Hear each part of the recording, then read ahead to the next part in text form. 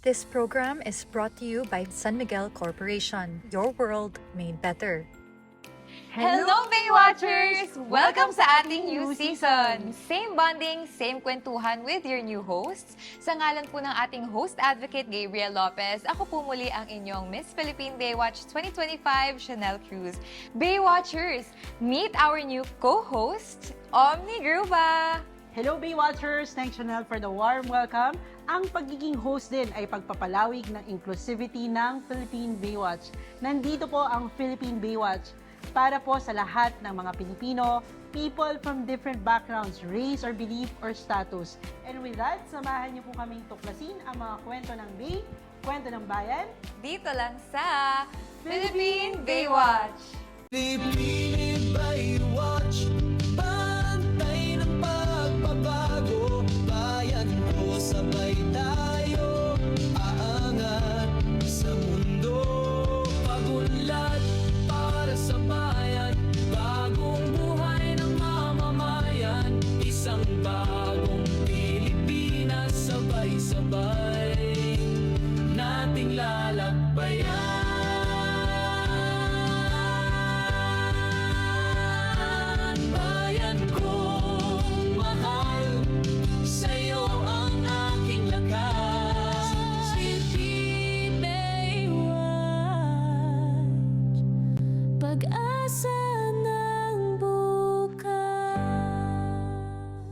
Sa last season, we learned that through different coastal development efforts, maraming mga Pilipino ang natulungang maitaas ang antas ng pamumuhay at napabilis din ang pag-unlad ng Pilipinas. At ngayon nga po ay nandito tayo sa office ng Philippine Reclamation Authority. Miss Omni, first time po dito.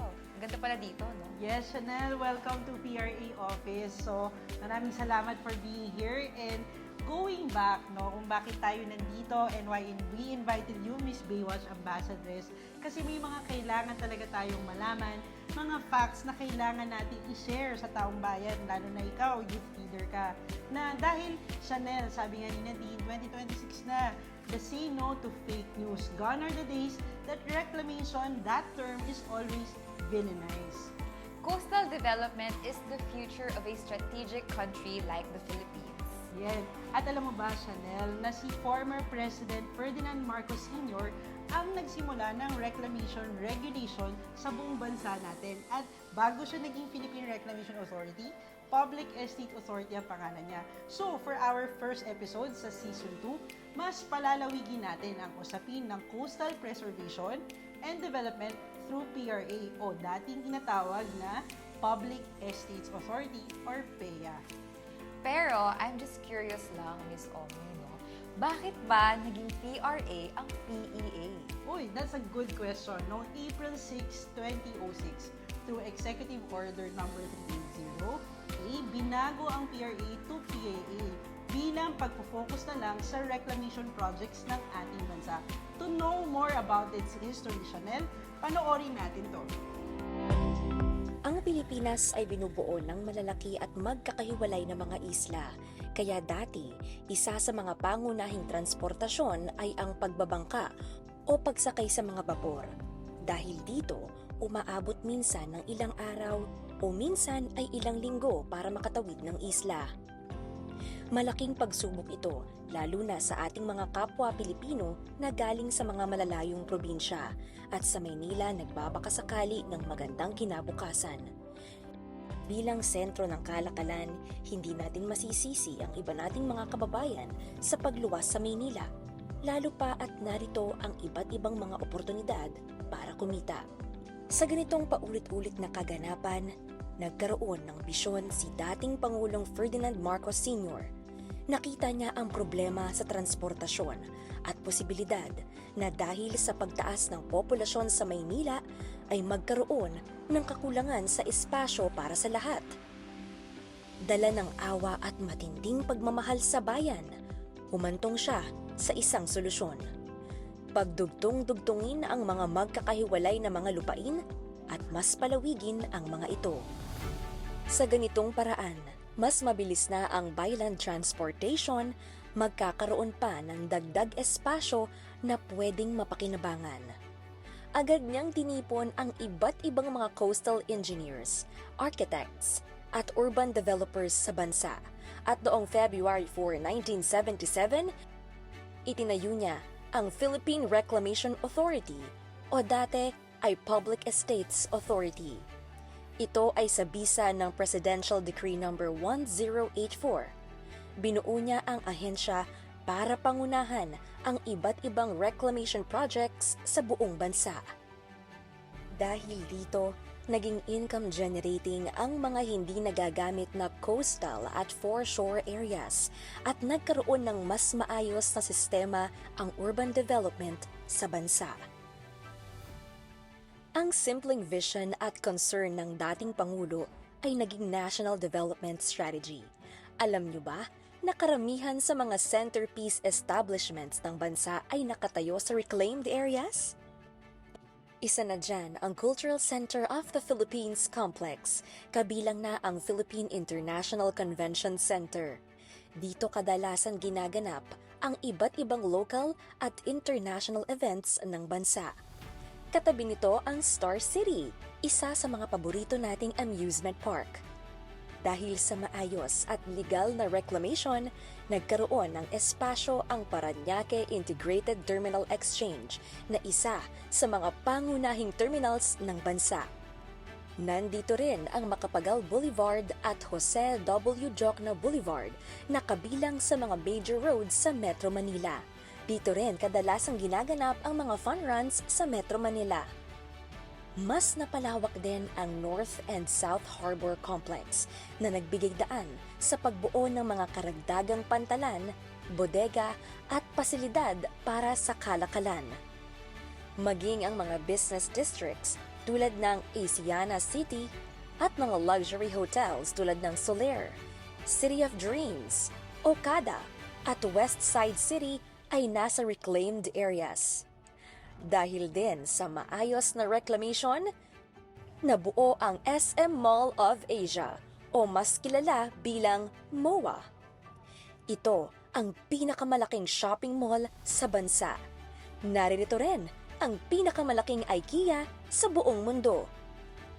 Ang mga establishment na nabanggit ay patuloy na nagbibigay ng hanap buhay sa ating mga kababayan at naging parte na ng kasaysayan. Ilang mga government buildings din ang nakatayo sa mga reclaimed areas. Isa na riyan ang Senate Building, Bangko Sentral ng Pilipinas, Department of Foreign Affairs, Government Service Insurance System, Philippine Navy o Armed Forces Facilities, at marami pang iba. Ang simpleng vision ng dating Pangulo, pinakikinabangan hanggang ngayon at mas mapapakinabangan pa ng mga susunod na henerasyon.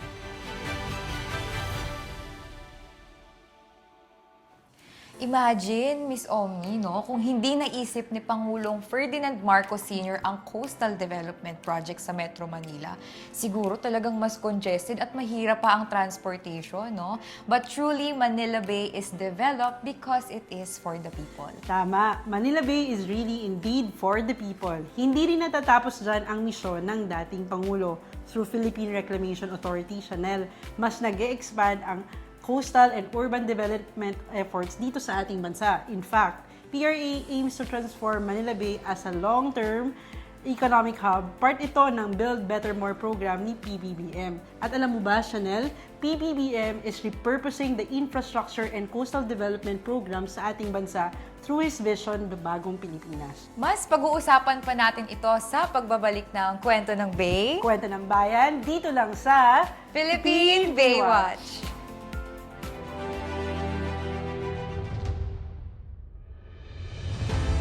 We are poverty reduction advocates. Doon po kami nakatuon. Paano ka namin mapapabuti ang buhay ng higit na nakakaraming Pilipino? Yan po ang bagong direksyon ng reclamation po. Tituladong lupa para sa mangingisda. Ito ang isa sa magagandang plano ng Philippine Reclamation Authority.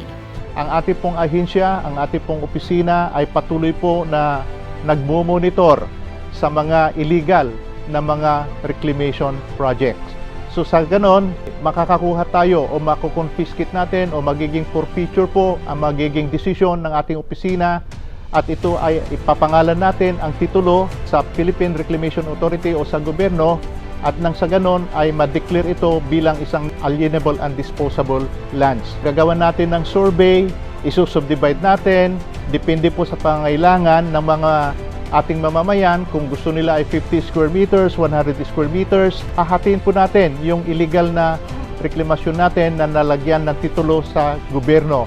At pag nahati na po natin yon, pwede na pong mailipat yung titulo para sa mga mamamayan.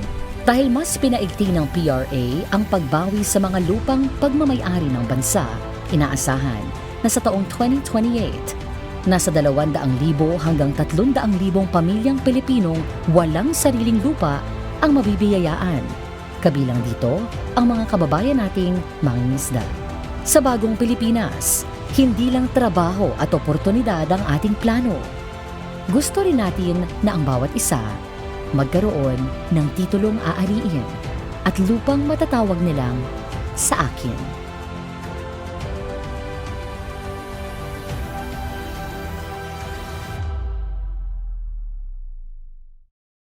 This program is brought to you by San Miguel Corporation, your world made better.